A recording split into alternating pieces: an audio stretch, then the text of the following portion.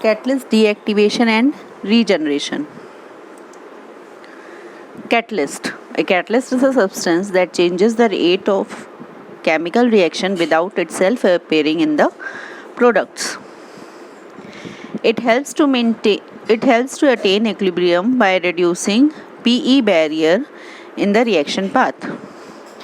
It provides an alternate route for reactant molecule to become products with a lower activation energy and different transition state. Enters the reaction cycle and regenerated back without getting consumed. Ideally remains unchanged after the completion of the reaction, but does it remain unchanged practically? This is the question. What is catalyst deactivation? Loss in catalytic activity due to chemical, mechanical or thermal processes is known as deactivation. Heterogeneous catalysts are more prone to deactivation.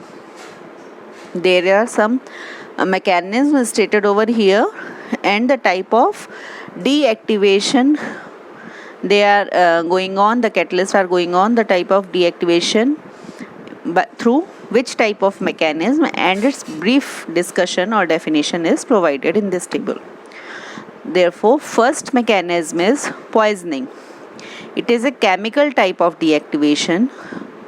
Strong chemisorption of species on catalytic sites, thereby blocking sites for catalytic reaction further.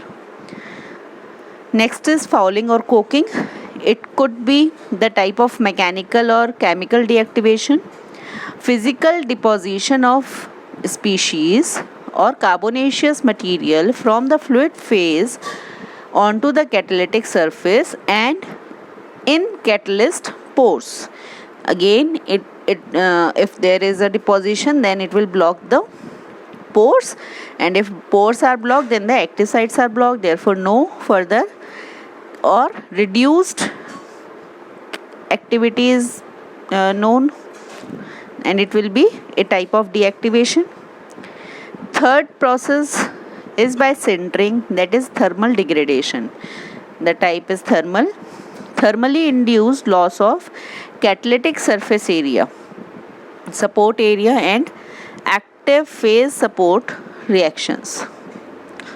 Chemical reactions and phase transformations. It is a chemical type of deactivation where chemical reaction of fluid, support or promoter with catalytic phase to produce inactive phase. Reaction of gas with catalyst phase to produce volatile compound. This is for phase transformation, this second one. Next is attrition or crushing. This is the mechanical type of loss. Loss of catalytic material due to abrasion. Loss of internal surface area due to mechanical induced crushing of catalyst, etc.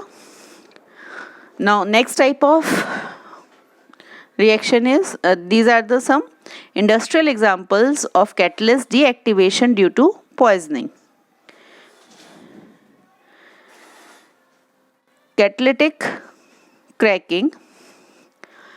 Catalyst is silica, alumina, zeolites. Poisons are organic bases, hydrocarbons, heavy metals.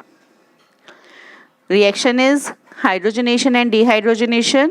Catalyst uses nickel and platinum, palladium, and the poisons may be compounds of sulfur, phosphorus, arsenic, zinc, mercury, halides, lead, ammonia, ethylene, etc. Steam reforming of methane and naphtha. Catalyst uses nickel, H2S gas and AS are the poisons. Ammonia synthesis, iron and ruthenium is the catalyst, whereas poisons are oxygen, H2O, carbon monoxide, sulfur, C2H2, H2O. It may be vapors of water and liquid form of water. Fischer-Tropsch synthesis. Catalyst uses cobalt or iron whereas poisons in this type of reaction are H2S, COS, AS, NH3, metal carbonyls, etc. Hydrocracking is the reaction where the catalyst uses normal metals or zeolites, whereas poisons are NH3, S, Se, Te, P, etc. For example, sulfur as poison in methane synthesis using nickel aluminium oxide catalyst. Then what happens if we can see here, then sulfur is the poison and it is bonded over here. It blocks the bore by making the bonding with the pores. Deactivation mechanism. Poisoning not only blocks the active sites but also induce changes in the electronic or geometric structure of the surface. Poisons mainly include groups 5A, 6A elements, that is N, P, AS, SbO, S, SET. Group 7A elements such as F, Cl, Br and I. Toxic heavy metals and ions such as lead, mercury, Bi, Sn, zinc, cadmium, copper, ferric. Molecules which absorb with multiple bonds are CO, NO, HCN, benzene, etc. Types of poisoning which we can see over here is selective, anti-selective, non-selective and reversible and non-reversible. Advantages of poisoning. PT contains naphtha reforming catalysts are often pre-sulfided to minimize unwanted cracking reactions. S and P are added to nickel catalysts to improve isomerization selectivity in the fats and oils hydrogenation industry. Vanadium oxide is added to platinum to suppress sulfur dioxide oxidation to sulfur trioxide in diesel emissions control catalysts. These are the uses of poisons which are added so that a particular type of reaction may proceed. Sulfur and copper added to nickel catalyst in steam reforming to minimize coking. For selective hydrogenation from alkynes to alkenes, Linde catalyst is partially poisoned with lead and quinoline. Now, second mechanism is fouling and coking. Physical deposition of species from the fluid phase onto the catalyst surface is fouling. Fouling of catalyst due to carbon deposition is coking. Coke may contain soot produced in gas phase, non-catalytic carbon, and it may also contain ordered or disordered carbon produced on an inert surface, ordered or disordered carbon produced on surface which catalyzes formation of carbon, condensed high molecular weight aromatic compounds which may be liquid or solid. Coking can be studied under two headings such as coke formation on supported metal catalyst and coke formation on metal oxide and sulfide catalyst. Formation of coke on supported metal catalyst chemically by chemisorption or carbide formation, physically due to blocking of surface sites, metal crystalline in encapsulation, plugging of pores and destruction of catalyst pellets. These are some examples of such type of fouling methods. Formation of coke on oxides and sulfides, carbonaceous material feed on cracking reaction lead to formation of coke, catalyzed by acidic sites, hydrogenation and cyclization reactions of carbocation intermediates formed on acid sites led to aromatics which react further to higher molecular weight, polynuclear aromatics, and condense as coke.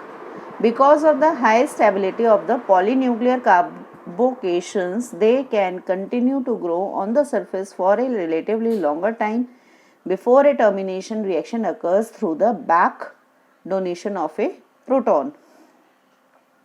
This is the series: polymerization of olefin, then cyclization of olefins, then formation of polynuclear aromatics, etc. This is zeolite coking we have shown over here. Now the third mechanism is sintering, support sintering. Driving forces to lower the surface energy and the transport of material. Coalescence of particles, particle growth and elimination of the pores. Reaction atmosphere also promotes sintering, for example, water vapor. Metal sintering, temperature. Sintering rates are exponentially dependent on temperature. Decreases for supported platinum in the following order. Thermal stability of supports: aluminum oxide, silicon oxide, carbon for given metal. Sintering rates higher in case of non-porous materials. Carbon, oxygen, calcium oxide, barium oxide, cesium oxide decrease atom mobility. Promoters may be lead, BiCl, F or S. Oxides of barium, calcium or selenium are trapping agents that decrease sintering rates. Now, in the same row of mechanisms, the chemical transformations and phase transitions as discussed over here. Reactions of gas vapor with solid to produce volatile compounds. Direct volatilization temperatures for metal vaporization exceed 1000 degrees centigrade. Metal loss via formation of volatile metal compounds can occur at moderate temperatures. Gaseous environment is here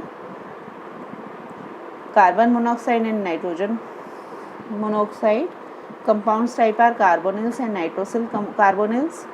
Example of compound is given over here.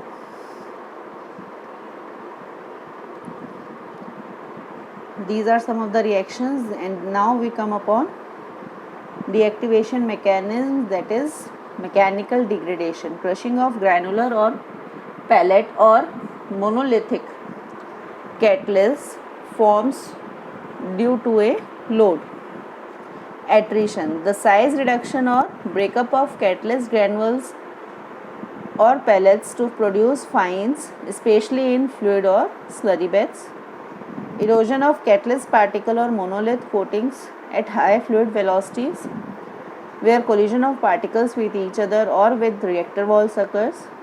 Shear forces created by turbulent eddies or collapsing of bubbles at high fluid velocities may also reduce the coating. Gravitational stress at the bottom of the large catalyst bed. Thermal stresses occur as catalyst particles are heated or cooled rapidly. Poisoning, purification of feed, additives which selectively absorb poison, reaction conditions which lower adsorption strength. These are the preventions for poisoning. Now, prevention for coking is avoid coke precursors, add gasifying agents, incorporate catalyst additives to increase rate of gasification, decrease acidity of oxide or sulfide, use shape selective molecular sieves, control on temperature. Prevention from sintering is the lower reaction temperature, use of thermal stabilizers, avoid water and other substances that facilitate metal migration.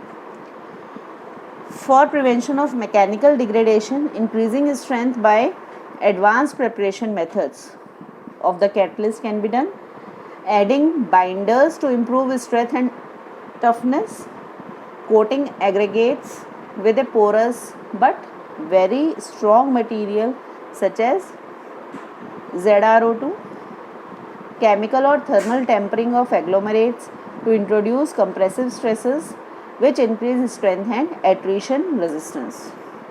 Now this is the regeneration process. Regeneration of a poison catalyst. Some frequently used regeneration techniques include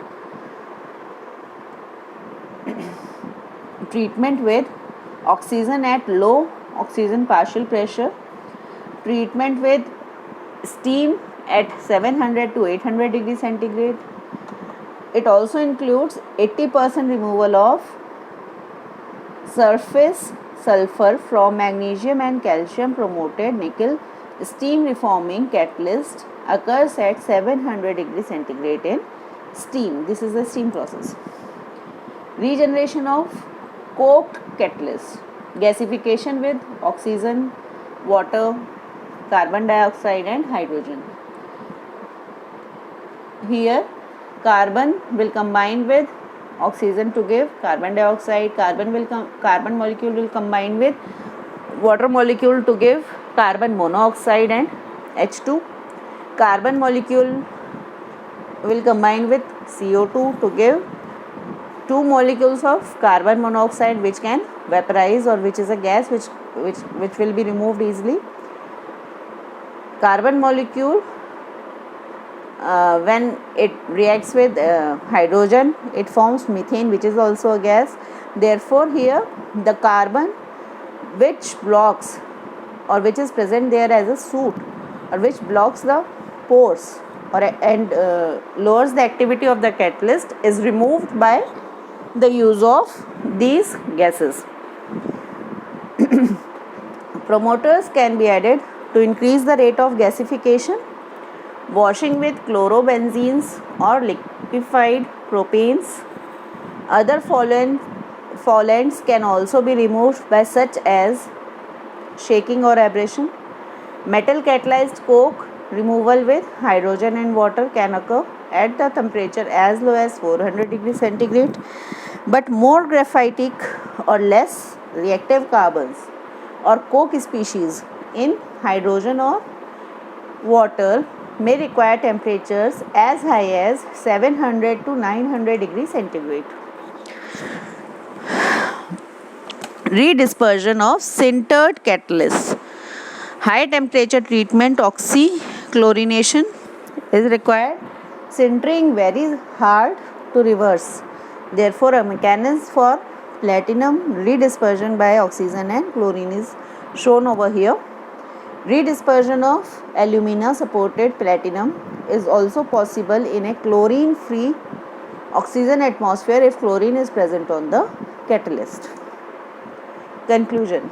In addition of having high catalyst activity, selectivity and catalyst deactivation and ease of regeneration is very important topic for industrial catalyst development. The regeneration of deactivated heterogeneous catalyst depends on chemical, economic and environmental factors. Regeneration of previous metals is always necessary. Disposal of catalysts containing non-noble heavy metals is environmentally problematic and should be regenerated. Generally poisoned, coked, fouled catalysts are regenerated by washing, abrasion and careful oxidation. In case of sintering, best way is to add promoters and additives to prevent sintering. Thank you.